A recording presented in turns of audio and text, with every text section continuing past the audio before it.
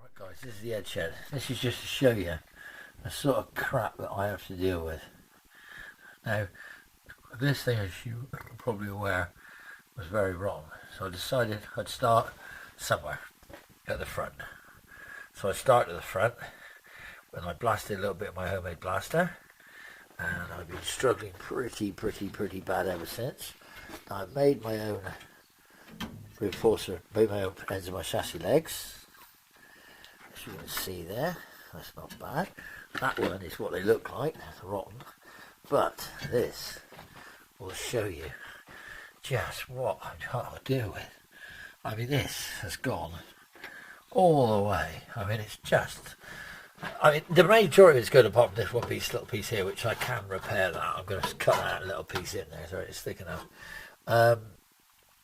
Starting getting to pieces, it's not as horrendous as it looks. I mean, it is horrendous at the back, as we all know. But hoovering nicely in the chassis legs. Some interesting things about it. It has been Zybarted in its time. Zybarting, yeah, I'm busy. Zybarting just fills it full of horrible sticky crap and it rusted anyway. So for the minute, guys, I'm just going to turn you up and say, look, there's my homemade front cross member. There's my homemade box section, and there's my homemade end of my sills. So I'm doing my own crow's feet, own radiator support, which I'm hacking off of there, and there's my repair panel for the inner wing. So this is just a bit of crap to fill in and just show you that, yeah, life does continue on at the shed end. Okay guys, it's the old EdShed here. We're doing a bit of sort of like self-fabrication here. And as you can see, we've got a sort of a joddle bit there. We brought it back and dropped it in. Now that's going to be fine at the front, but it's not going to be any good there. And the new piece I'm thinking, I need to drop it down. Now, I also need to make sure that I on the actual chassis rail to lift this chassis rail to take it, to keep it at the right height. Because these are the reinforcing spacers for the bumper brackets. The original chassis legs, which are down there, which are now being welded and done. Now I found this a bit grubby. But with a quick grind off, that's going to give me a returned edge to come back up, go on to the top of here, and come back up. I've got to save another one of these off a bit of old metal that's over there, which I think I can do. And this bloody black crap that's all over the bloody thing is absolutely hideous. Got a chunk out my hand, as you can see. Hey, health and safety.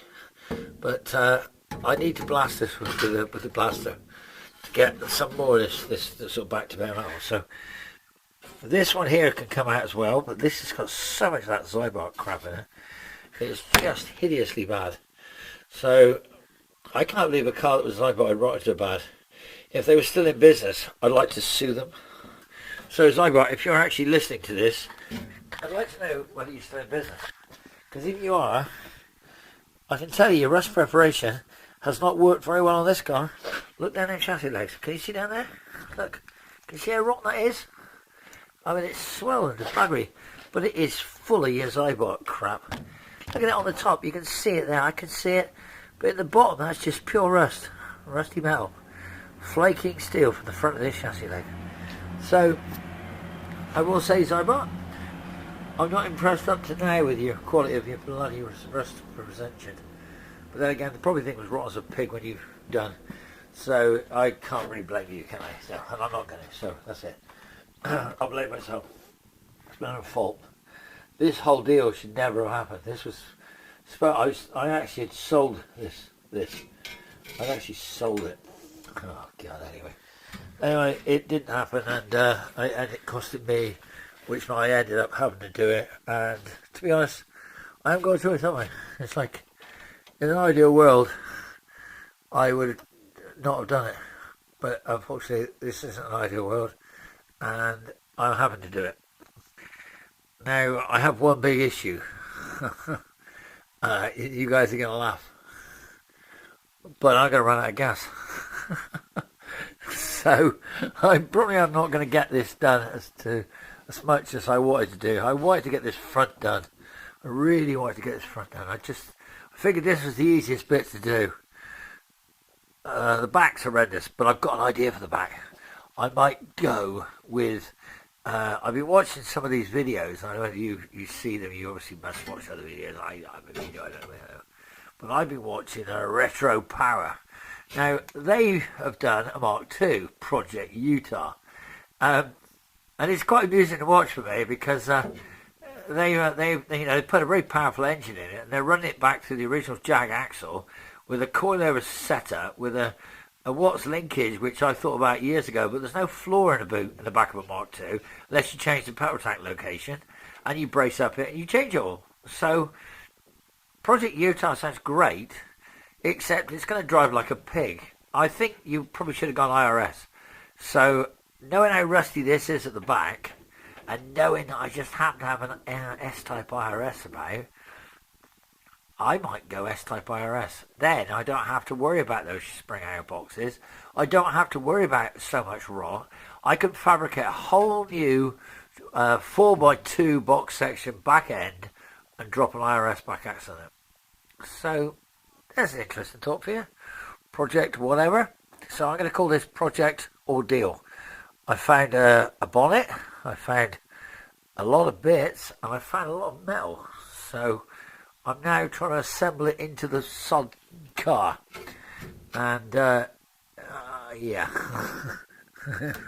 Anyway, let's see how we go. Talk to you soon, guys. I hope you realise that this is a Friday night. Most normal people have got lives. Unfortunately, I haven't. So I'm here in the shed making my own crossmember. There's my crow's feet, which I'm going to weld up to the end of there with some bolts on. That's the centre. Come back into the middle of there. That's there, and that's crap. And that there's the bit I've got to get off, because that's the mounting for the bloody, mounting for the bloody radiator. Anyway, so yeah, gear stick's done for the E-Type, but I haven't had a chance to do it. So, and the exhaust pipes are there for the E-Type. Look at those little puppies, 2 inch, two of them. See, they're going to be joined up, but they are really big, so I've got to try and reduce the diameters. And the wall pump is there for the scimitar, which is also another little job. So, if you get this video, guys, I hope you do, because it will just show you that I am still trying to do stuff. I just am not getting a cohesive video together for what I want to do. I did a deal with somebody, and then they caused a load of trouble and backed it and made a huge drama for me and left me really up against something that I didn't want to do. And I'm having to do it, but it's not how I wanted to do, and it's not what I wanted to do. I wanted to be doing BMW. So remember, time's precious, waste it wisely, and I think there should be a clue up there as to what I'm doing. But you guys, hey, keep looking, keep liking, and if you're interested, it can only get worse. Talk to you soon. Bye for now.